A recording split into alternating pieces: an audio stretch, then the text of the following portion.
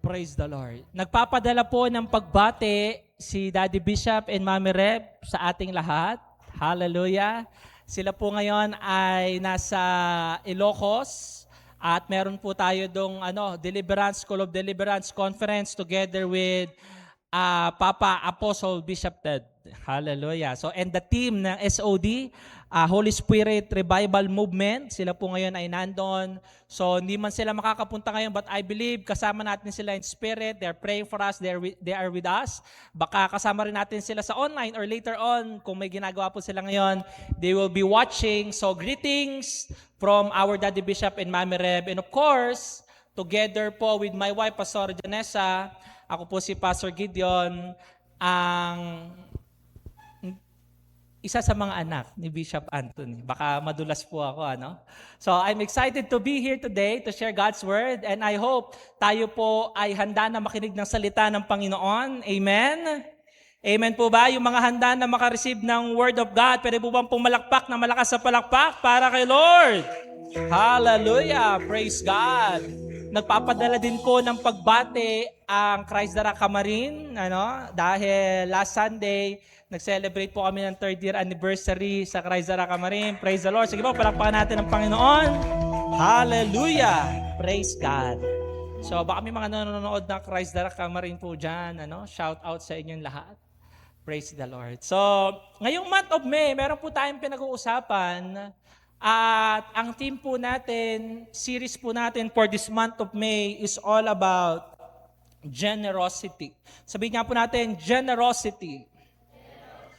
Generosity releases increase. Pwede po ba natin sabay-sabay sabihin, increase? Isa pa po sabihin natin, increase. Sino po dito gusto makaranas ng increase? Say amen. Alam nyo po, yung paglago na yan, increase, mararanasan natin yan the moment we start to understand and to live by the principles of God's Word. Sabi nga po natin, principle.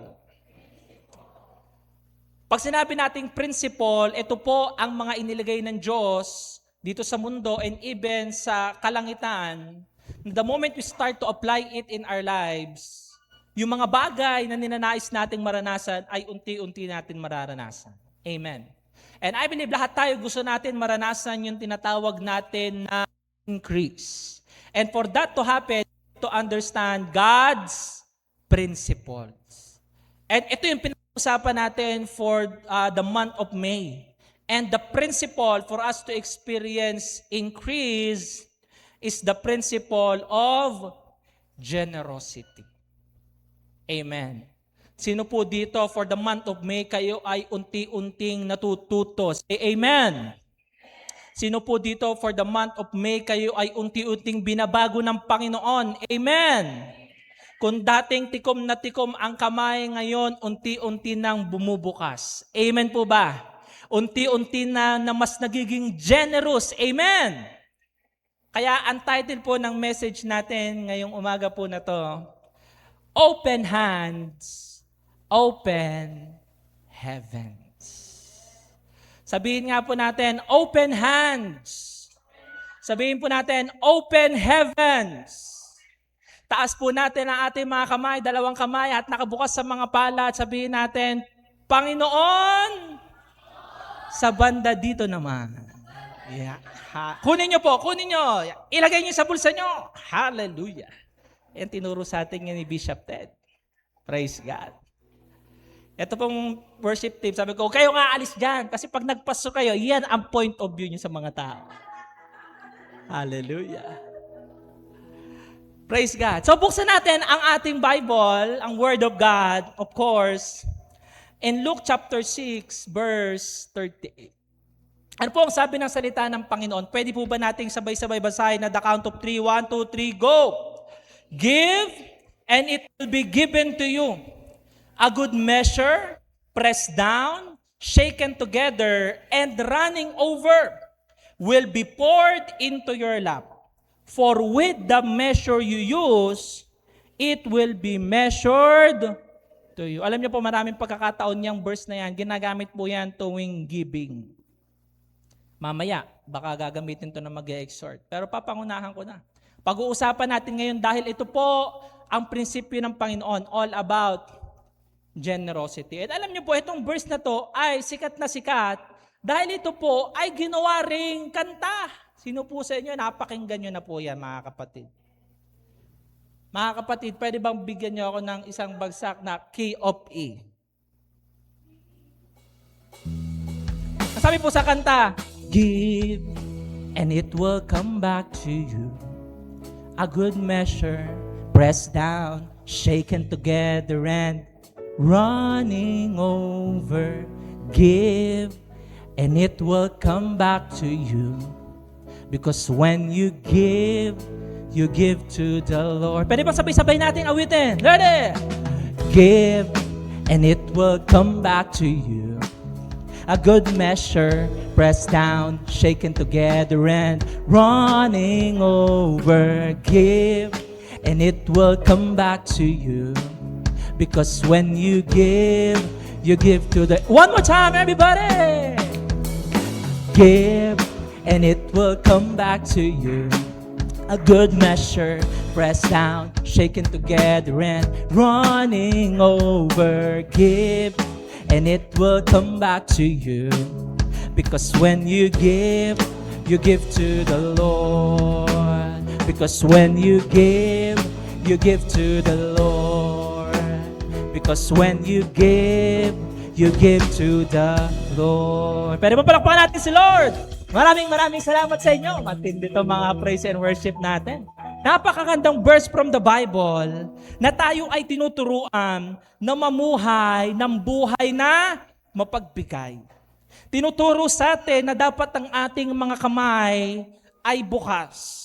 Because God's principle, the moment we start to open our hands, katulad ng pangako ng Panginoon sa kanyang mga salita, the Lord will bless us as well. And that blessing is not just any other blessing, but the Bible said, a good measure. Sabihin nga po natin, good measure. Yan pala po ang pagpapala ng Panginoon. Sino sa inyo po may mga kapatid? Say amen. Yung mga nag-iisang anak, excuse me po. Sa mga may kapatid po, may mga kapatid, alam niyo yan, alam niyo kami po nung lumalaki, pagka ang nanay po namin, sila Mami Reb dati, nagluto po ng ulam, bilang na bilang po yan, equally divided. Kaso lang po minsan nagrereklamo po kaming mga matatanda, kasi po kami, si Pastor Nathaniel, sabi namin, hindi pwede pantay-pantay, napakalalaki namin. Dapat, good measure.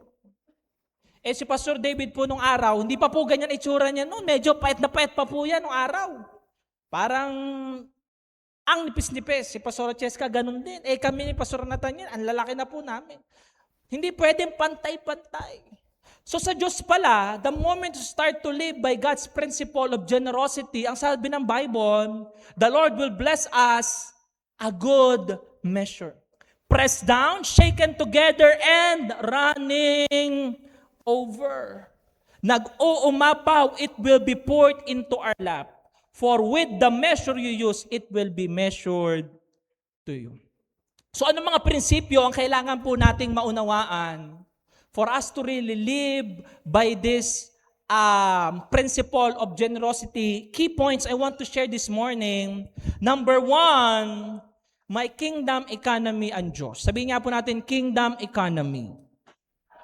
Alam niyo po sa nangyayari ngayon sa bansang Pilipinas, nagkakagulo ang liderato natin, ang gobyerno, nag-aaway-away, nagtatalo-talo, at ang ibang mga bansa naman, ganun din, nag-aaway-away at nagtatalo-talo, ang ekonomiya ng bansa ay naapektuhan.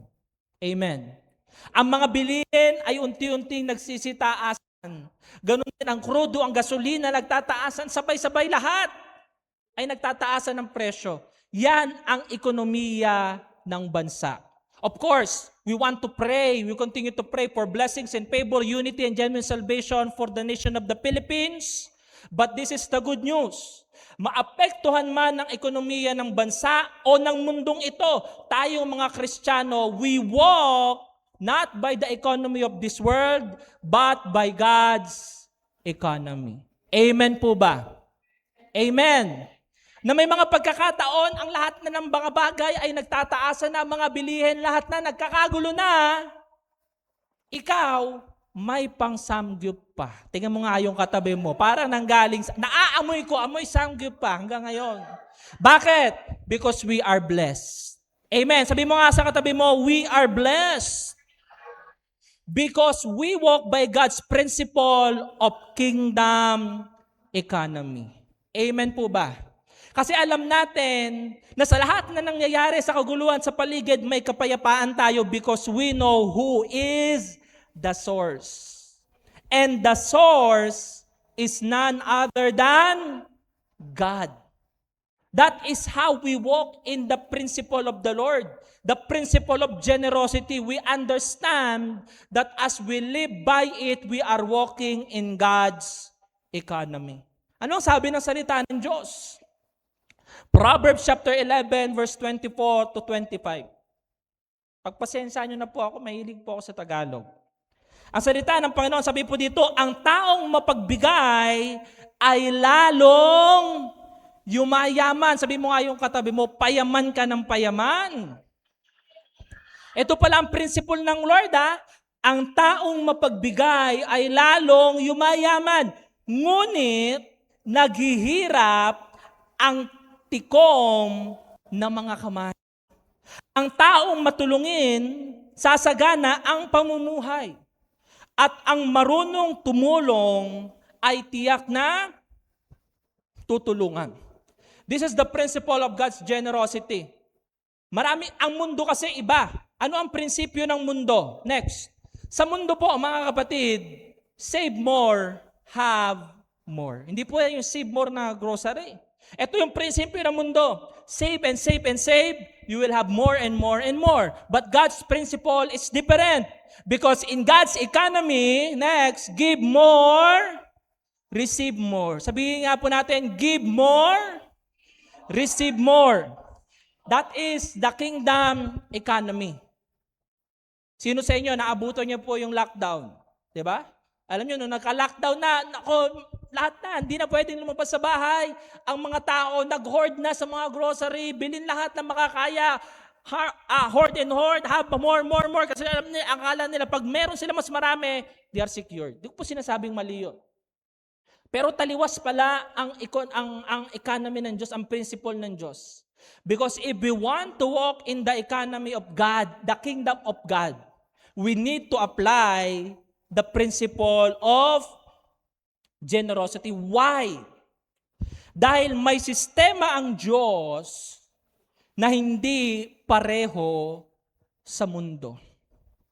At minsan, mahirap maintindihan ng utak natin ng mga limitado. Kaya ang kailangan natin, manampalataya sa Diyos na kayang magbigay ng lahat ng ating mga pangangailangan. Amen po ba? So every time we walk in this principle of generosity, always bear in mind na hindi lang tayo labas ng labas. But as we apply this in our lives, tayo po ay pumapasok in God's kingdom economy. At kapag tayo ay nakapasok sa ekonomiya ng Diyos, ano man ang mangyari sa paligid natin, ano man ang mangyari sa trabaho meron ka, ano man ang mangyari sa pag-aaral mo, ano man ang mangyari sa pamilya mo, ano man ang mangyari sa paligid mo na hindi mo na kayang kontrolin pa, alam mo hindi ka pababayaan ng Diyos. Amen. Because God got your back. Hindi ka pababayaan, hindi ka iiwanan ng Diyos. Bakit? Because we are walking in God's kingdom economy. Amen po ba? Alam ko, matagal na po natin itong napapakinggan o most probably, alam mo na to o naituro na ito ni Daddy Bishop mga nakaraan at ni Mami Reb. Pero minsan kailangan mapaalalahanan tayo kasi iba yung nalalaman natin at iba naman yung isinapapamuhay natin. Amen. And I hope itong prinsipyo na to ay unti-unti na nating lalakaran. Amen po ba? At kapag ito ay unti-unti na nating lalakaran, dito natin talaga lubos na makikita, lubos na maiintindihan, at lubos na mararanasan. Sabihin niya po natin, mararanasan yung ekonomiya ng kaharian ng Diyos. At marirealize natin, totoo nga talaga. Totoo nga talaga na hindi tayo pababayaan ng Panginoon. Hindi ko po alam kung nakwento na po sa inyo ni Daddy Bishop. Ito pong drum set natin, bagong-bago po yan mga kapatid. Wala pa isang buwan. 2-3 linggo pa lang po yan. Shout out po kay Brother Joshua. Dumating po yung pagkakataon, yung drums natin, nasisira na po. Sabi ko, Mami Reb, kailangan natin bumili ng bagong drums talaga. Kasi po ito, para mga 2017 pa, magsasampung taon na to. Luma na masyadong di na kaya. Sabi po ni Mami Reb, ano ba sira? Sabi ko po, Mami Reb, hindi po siya sira. Yung drums po natin, sira-sira.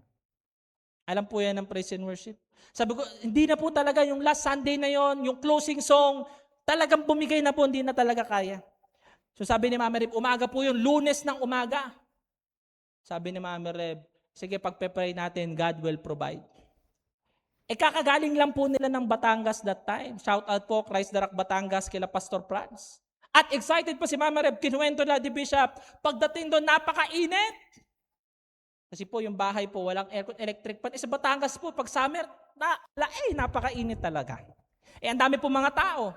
Maya-maya po, biglang salita si Daddy Bishop, ang init dito sa church, magdodonate ako na isang aircon. Sigawan yung mga tao, palakpakan. Si Mama Reb po, nag-iisip. Paano tayo magbibigay ng aircon? May isang leader doon na umaatin sa church sa Christ sa Batangas, nagtaas ng kamay. Ako rin, Daddy Bishop, isang aircon din. So 2 aircon na po yung Christ the Rock Batangas. Alam mo ngayon, naka-aircon na ata sila. Palakpakan naman natin ng Panginoon. Sunday po yun. Pagdating ng umaga, lumapit naman ako, kailangan ng electric drums. So si Mami Reb nag-iisip, sa ano tayo bibili ng aircon para sa Christ the Rock Batangas at electric drums para sa Christ the Rock Main. Hindi po ako nag-exaggerate. Alam po ng Diyos, kung may CCTV, dapat pala kinuha ko yung CCTV sa bahay. Pagkasabi ko po noon, wala pang 5 minuto. Alam po yan ng Panginoon. Mami Reb, hindi ko alam kung may mga kapatid po ako doon. Pagsabi ko po ng umaga na yun, wala pang 5 minutes, bigla pong tumunog ang cellphone ni Mami Reb. At may pagpapalang dumating na sobra pa para sa aircon at electric drums ng Christ the Rock Covenant. Sige po, palakpakan natin ang Panginoon. Alam niyo po, sabi ko, Lord, kung na-late ako ng 5 minutes, baka yung dumating para sa aircon lang. Buti nasabi ko kaagad na kailangan bumili rin ng electric drums. Praise God. Sunday, si Daddy Bishop nagsabi kaagad magbibigay ng aircon. Ito ang prinsipyo ng Panginoon. The moment we start to walk in the principle of the Lord, of generosity, grabe ang Panginoon, hindi tayo iiwan, hindi tayo pababayaan. Amen po ba? Kaya nung bibili na po kami ng drum sa mall, sabi ni Daddy Bishop, ano may bibili natin? Ito po, Daddy Bishop. Baka may mas mahal pa dyan. Wala na po, yan na talaga yung available to. Kaya yan na lang talaga. Sabi ni Daddy Bishop, sayang, sana mas mahal pa. Ibang klase magpala ang Panginoon. Amen po ba? Kailangan lang magtiwala. Kasi ang Panginoon maraming pamamaraan. Higit pa sa kayang unawain ng ating isipan. Parang minsan pag naririnig niyo mga ganyang kwento, parang nag-iimbento na lang. Sa totoo lang talaga, kung ako, ibang tao maririnig ko yan. Kalukuhan yan, may pera na yan, kaya malakas ang loob niyan. Diba? Pero sa totoo lang, kahit ako, na-amaze talaga ako. Kung paano ang Panginoon, pag tayo pumasok na sa ekonomiya ng Diyos, grabe, ang pagpapala ay hindi mauubos, hindi magkukulang, hindi tayo pababayaan. So, may kingdom economy si Lord. At every time na mamumuhay tayo sa principles of generosity, pumapasok po tayo dyan. Pero kailangan natin maintindihan, ito po yung pangalawang point na gusto ko pong i-share sa atin ngayon, giving comes first. Sabihin niya po natin first. Ito ang principle ng Lord. Siyempre, masarap pa isipin, si Lord, di tayo pababaya, papapalain tayo. Pero kailangan maintindihan natin to. Na ang pagbibigay, ito ang Mauuna kung paano si Daddy Bishop, lakasan ng loob talaga. Magdo-donate kami. Pag ito na, kaya ang sabi ng Bible, binasa po natin kanina sa Book of Luke, chapter 6, verse 38, ang sabi ng Bible, give and it will be given to you. Ang sabi sa Tagalog, ng Luke chapter 6, verse 38, magbigay kayo at kayo'y bibigyan ng Diyos. Mapapansin nyo, ang sabi sa Word of God, hindi sinabi na pag may natira ka, saka ka magbigay. Hindi sinabi sa Word of God, sa Book of Luke, pag sobra na, saka ka magbigay. Ano ang sabi ng Bible? Ang sabi, give. Sabihin nga natin, give. Unang-una, tayo ay magbibigay. Wala pa akong nakitang farmer, magsasaka, na unang iisipin niya yung kanyang ani bago siya muna magtatanim. Kaya paulit-ulit, pag binasa natin ang salita ng Diyos, even in Malachi chapter 3 verse 10, ang sabi ng Bible, bring the whole tithe into the storehouse, in God's temple, in God's church. Test me in this and see if I will not throw open the floodgates of heaven. Hindi binaliktad ng salita ng Diyos, bubuksan ko ang durungawan ng langit, pagpapalain ko kayo, at pagkatapos noon, dalhin nyo ang inyong mga ikapo sa aking tahanan. Hindi ganon. Ang sabi ng salita ng Panginoon, dalhin nyo sa aking tahanan ang inyong mga ikapo, at tignan nyo, subukan nyo ako. Kung hindi ko bubuksan ang durungawan ng kalangitan at ibubuhos ang pagpapalang nag-uumapaw na hindi nyo sukat akalain, walang sukat kalalagyan ang mga pagpapalang ibibigay ng Panginoon. Why giving must come first? Bakit kailangan na ang pagbibigay ay mauuna? Dahil, next, ang giving ay hindi reaction. Ito ay faith action. Sabihin nga po natin, faith. Ang pagbibigay is the manifestation of our faith.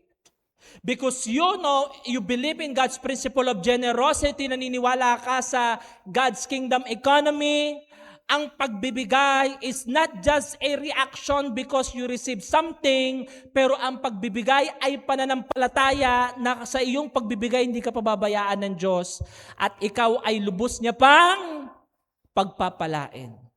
Amen po ba? Amen po ba? Kailangan hayaan natin itong mag-sink in sa atin, mga kapatid. Kasi pag hindi natin ito hinayaan na mag-sink in, dito sa mundo, iba ang prinsipyo. Kailangan makatanggap ka muna bago ka magbibigay sa iba. Pero sa principle ng Panginoon, iba po. Kailangan mauna tayong magbigay na may kasamang pananampalataya, paniniwala at pagtitiwala sa Panginoon at naniniwala tayo ang Diyos, hindi tayo pababayaan. Next, minsan, hindi ka pa sigurado kung sapat yung mga bagay na meron ka.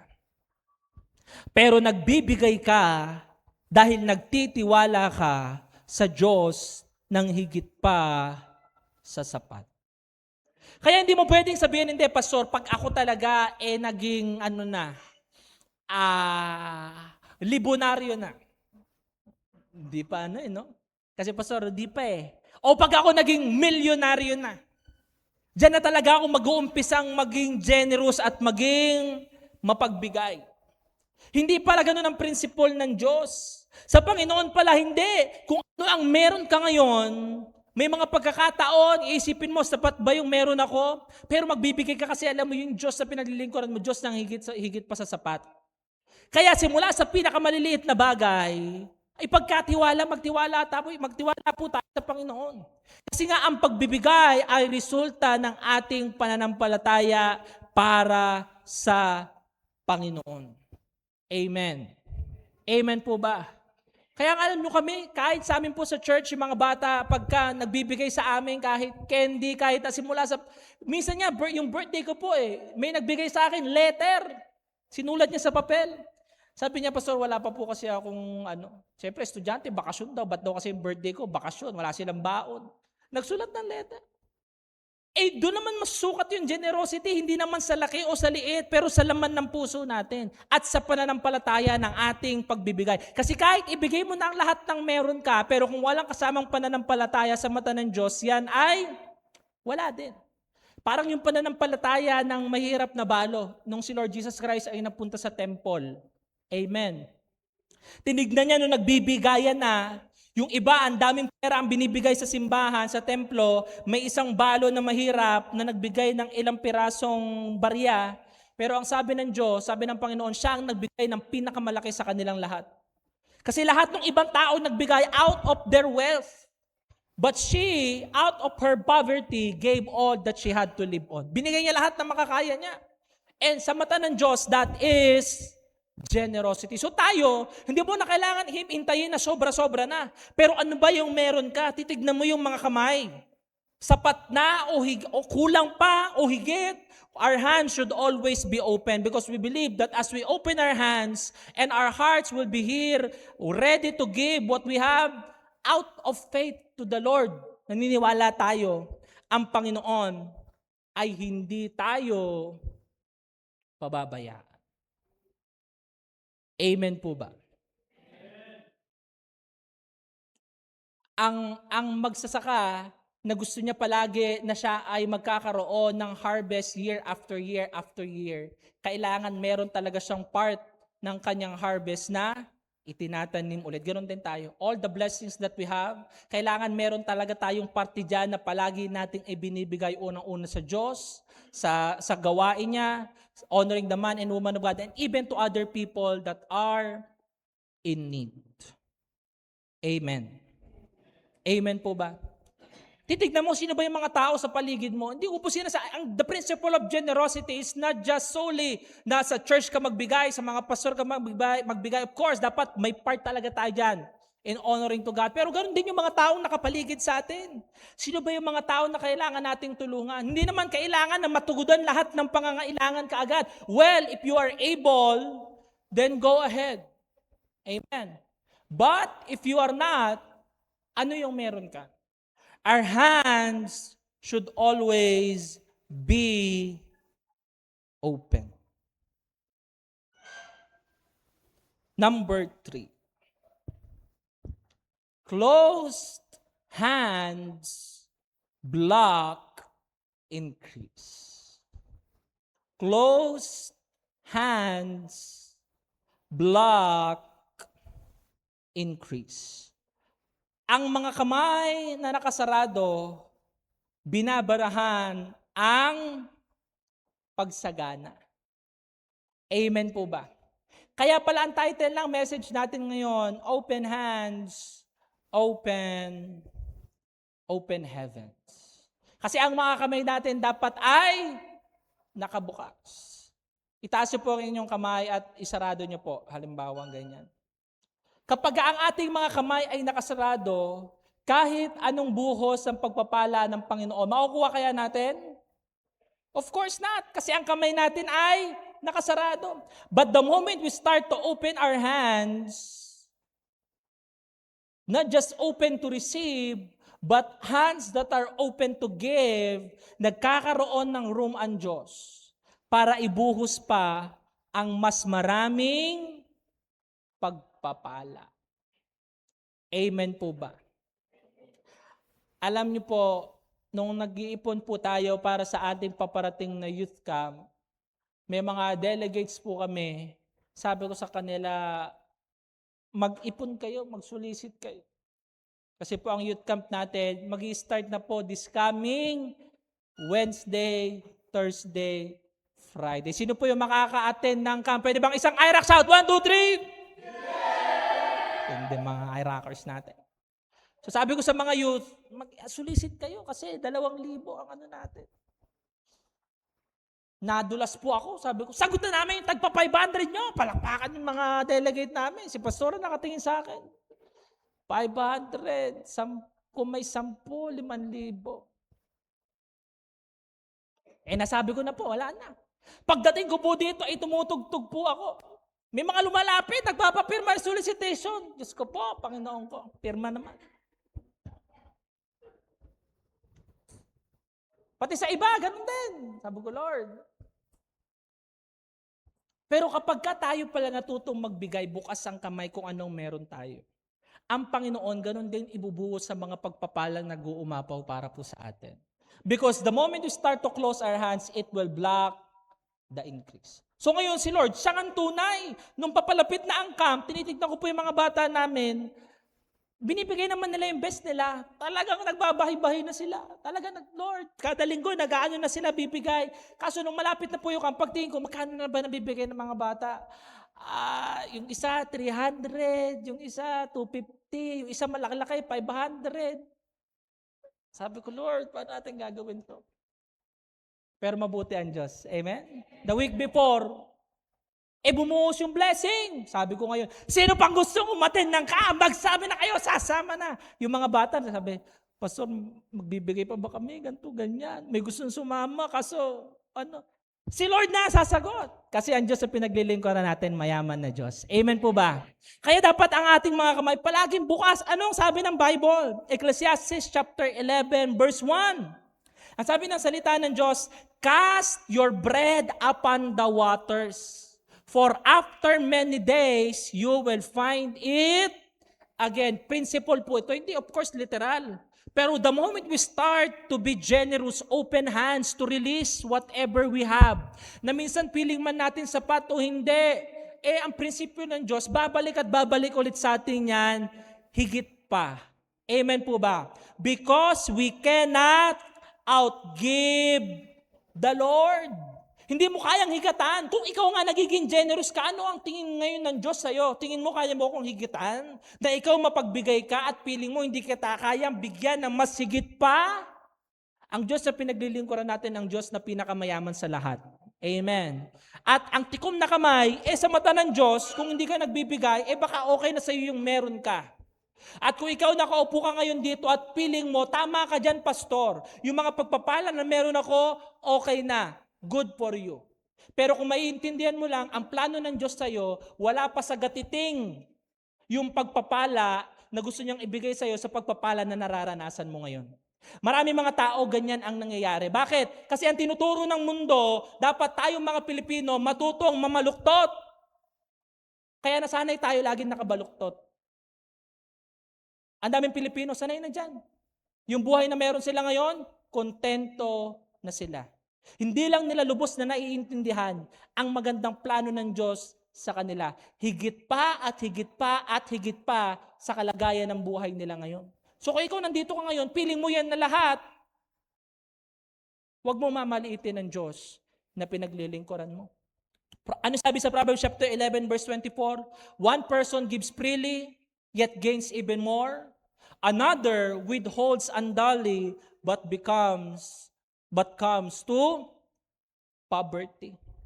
Kasi ang tikom na mga kamay, kung ano lang meron ka, yan na lang. Ang problema, kung yan at yan na lang, tayo, limitado tayo. Ano ang kakayanan mo? Ano ang talino na meron ka? Resources na meron ka? Very, very, very limited. Kaya dapat tayo nagtitiwala tayo sa source. Our God that is unlimited. Acts chapter 20 verse 35. It is more blessed to give than to receive. At tunay talaga yung principle ng Panginoon na yan. Na mas napakaigit talaga. Mas pinagpala talaga ang tao na mapagbigay kaysa sa tao na tumatanggap. Hindi masamang tumanggap.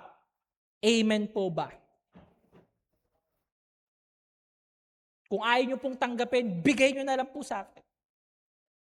Wala pong masama dyan. Kasi dyan naman talaga ang daluyan ng pagpapala ng Diyos. Pero huwag kang papayag na nakaupo ka dito na ikaw na lang at ikaw na lang ang laging tumatanggap. Kasi sapat man o kulang man o higit man ang meron ka, dapat i-apply natin ang prinsipyo na to ng pagbibigay. Kaya alam nyo sa amin po sa church, sa Christ the Camarin, yan po yung tinuro sa amin ni Daddy Bishop, ni Mami Reb. Alam nyo sabi ni Mami Reb, dapat ang simbahan nagbibigay ng love gift sa inyo mga pastor. Sabi ko, Lord, Daddy Bishop, hindi kaya yung expenses pa nga lang, hindi kaya.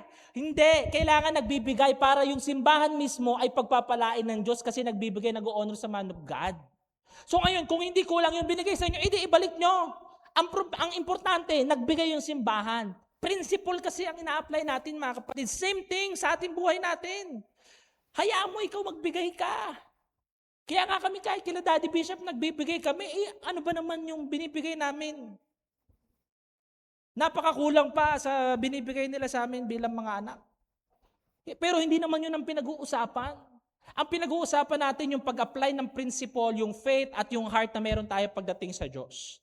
Amen po ba? Because it's more blessed to give than to receive. Kahit po sa Abraham, tinuturuan po namin siya. Kailangan matuto siya na kagad na magbibigay. Minsan na nga lang po, sobra-sobra na. Hanggang sa lahat ng kinakain niya, gusto niya kinakain ko na rin. Pag binigyan po yan ng umaga na kumakain ng tinapay, po kumain ng tinapay sa umaga, Papa Gio, you want? It's okay anak, it's yours. No, let's share together. Napapakain na rin po ako. Kasi dapat i-apply natin. Maganda yun kesa naman yung tikom na mga kamay na kung ano pa nga lang yung meron siya, pinagkakait niyan. So dapat tayo maging parte ito ng ating mga buhay. And number 4, last, generosity is trust in the Lord. Ito ang maganda sa principle na to. It reflects our trust in God. Because generosity is more than just money, more than just resources, but generosity reflects our trust in the Lord. Ang sabi sa Matthew chapter 6 verse 21, for where your treasure is, there your heart will be also. Hindi lang about money, hindi lang about pera, pero patungkol sa tiwala natin sa Diyos. Kasi ang pera, importante yan, mahalaga yan, pero pera lang yan. Amen po ba? Ano mang mga bagay yan, resources, mahalaga yan, pero mga bagay lang yan, resources lang yan. Dapat ang attention natin doon sa Diyos na kaya magpala sa atin, Diyos na kaya magbigay ng resources, the God who is the source. At yung generosity, diyan nakikita ng puso ng tao, dito nakikita ang puso ng tao. Amen po ba? Napakagandang sukatan po niyan, sa totoo lang. Ang mga salapi, ang resources, para malaman mo ang puso ng tao. Minsan naman kasi yung umakto ka na mabait, pwede naman yan for a certain period of time. Pero tunay talaga ang salita ng Diyos. Where your treasure is, there your heart will be also. Kasi ito talaga ang isa sa mga pinakamagandang gauge ng puso ng tao. Tignan mo kung paano niya hinahawakan ang kanyang pananalapi.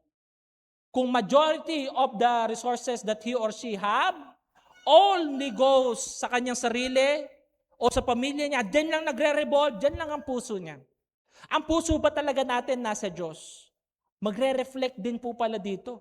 Yung salapi o yung resources, how we handle it. Dahil kapag nagbibigay ka, ang sinasabi mo, Lord, ikaw ang source ko, hindi ang hawak ko. Amen po ba?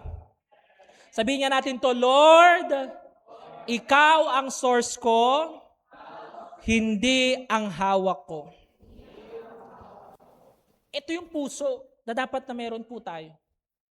Pwedeng sabihin natin nagtitiwala tayo sa Diyos, but do we really believe? Are we really convinced that we are really trusting the Lord? Titignan natin ang puso natin. Pero kung ang dependence mo, hindi mo kayang bitawan kung ano ang meron ka. Dahil ibig sabihin, nandyan talaga ang pagtitiwala mo. Kasi hindi mo kayang i-release Madaling pag-usapan po yan ngayon. Not until ikaw na yung nasa sitwasyon na ikaw ang kakausapin ng Diyos at i-apply mo ang principle of generosity. Amen po ba? And I pray when the time comes, magiging willing tayo na buksan ang ating mga kamay. Amen.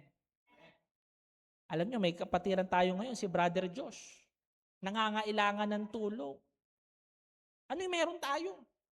Simula sa pinakamaliit o ano man yung kakayanan natin, our hand should be open to extend our help because this is what the principle na tinuturo po sa atin ng Panginoon.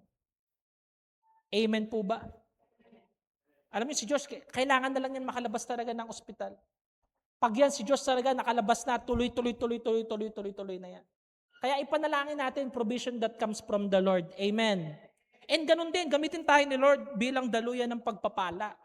Amen po ba? Alam niyo, iniisip ko, ako tinuruan din ako ng Diyos eh. Sabi ko, Lord, ano ba yung meron ako? Nagte-testimony si Diyos, ganito yung kailangan, ganito, naghingi ng prayer. Tinitignan ko yung need. Ano ba yung meron ako, Panginoon? Ano bang effect nito? Para lang akong maliit na lamok na kakagat sa malaking baka. Mararamdaman niya ba yan? Pero hindi eh, yun naman ang puso. Amen po ba? Yan yung tinitignan ng Panginoon. Mark chapter 8 verse 36. Hindi na nga lang sa maliit, kahit malaki na. Ang sabi ng salita ng Diyos, for what shall it profit a man if he shall gain the whole world and lose his own soul? Or what shall a man give in exchange for his soul? Kunin mo na lahat ng meron dito sa mundo. What will profit you? Will it profit you bilang tao? Makuha mo na ang lahat ng kayamanan, lahat ng karangyaan dito sa mundo, but in the process, you will lose your soul, who you are as human being, as sons and daughters of God. Anong profit yan sa atin? Wala rin. Kasi we are not walking in the principle of generosity, God's kingdom principle.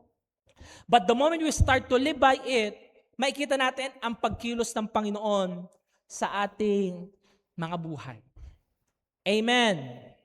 Amen. So this is my challenge to all of us ngayong week na to. Be intentional.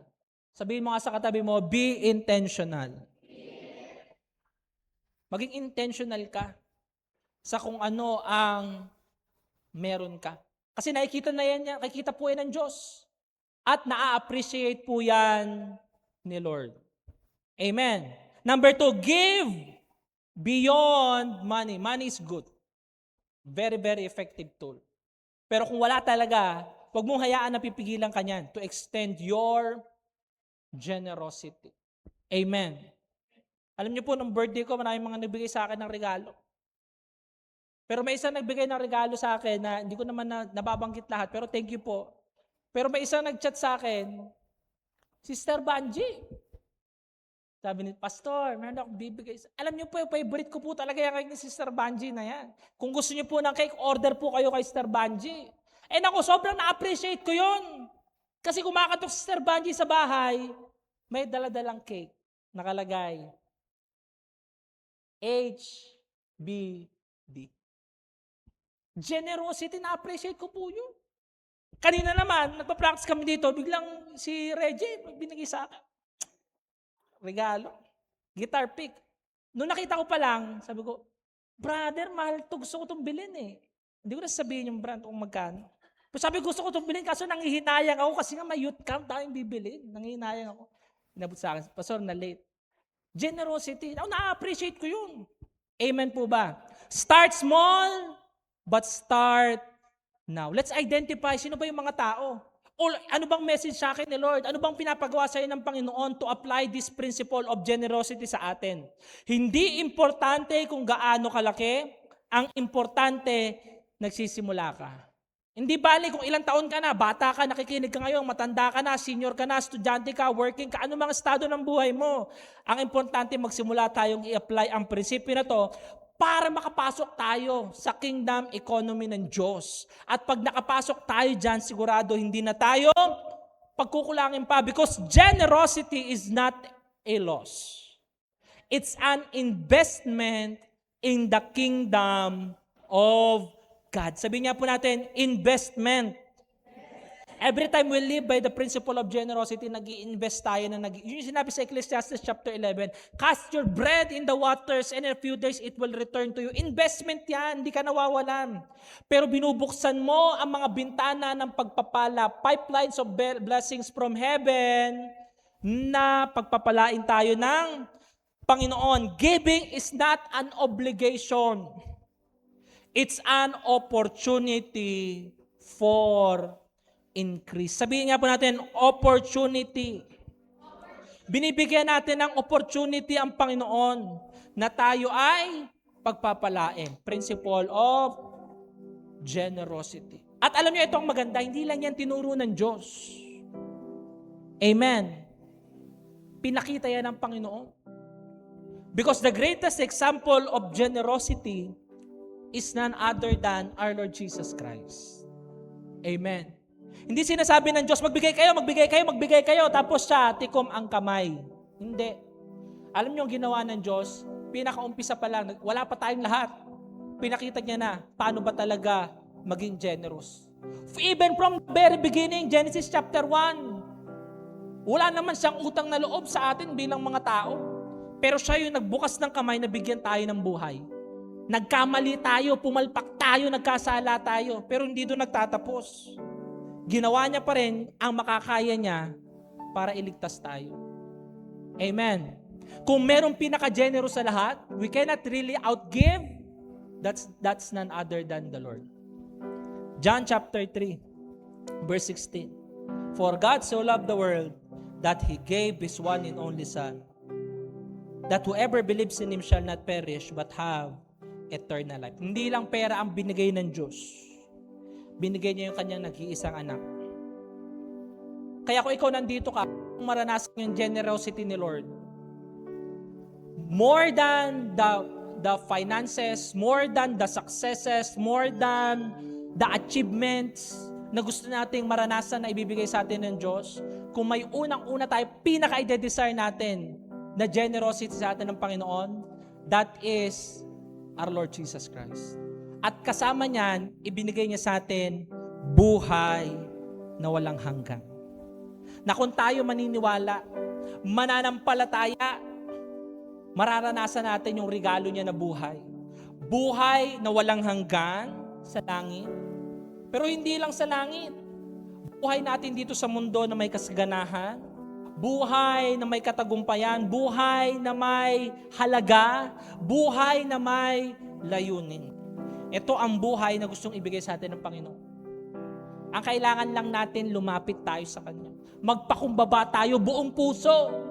Kikilalanin natin siya bilang Diyos at tanging tagapagligtas ng ating mga buhay. Pwede po bang tayong lahat ay tumayo?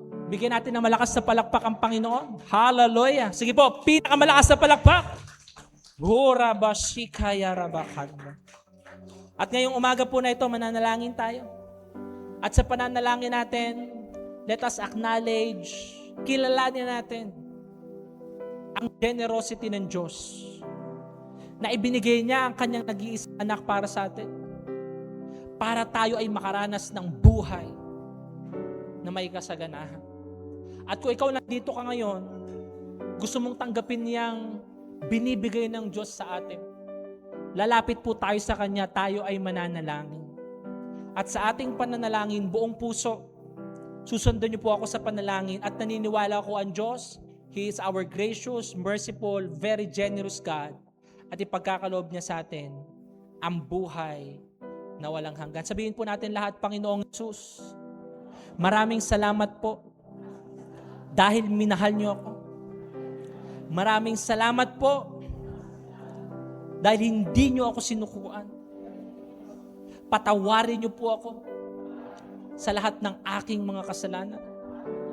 Patawarin niyo po ako sa mga pagkakataon na tikom ang aking mga kamay. Sarado ang aking puso. Linisin niyo po ako sa lahat ng aking karumihan. At simula ngayong araw na to, kinikilala kita bilang Panginoon, bilang Diyos, at tanging tagapagligtas ng aking buhay. At tinatanggap ko po ang regalo nyo na buhay na walang hanggan, buhay na may kasaganahan. Kinikilala kita na ikaw ay nabuhay, ikaw ay namatay, at ikaw ay nabuhay muli.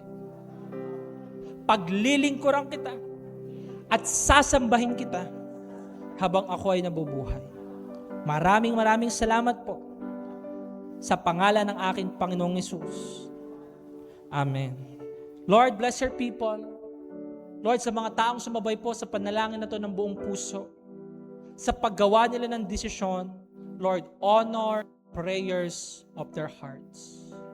Pagpalain niyo pong bawat isa, Lord. I pray that starting today, we will really live by your principle of generosity and we will experience blessings that comes from you overflowing more than we ask or imagine. We love you, we honor you, we worship you. This is our prayer in the name of our Lord Jesus Christ.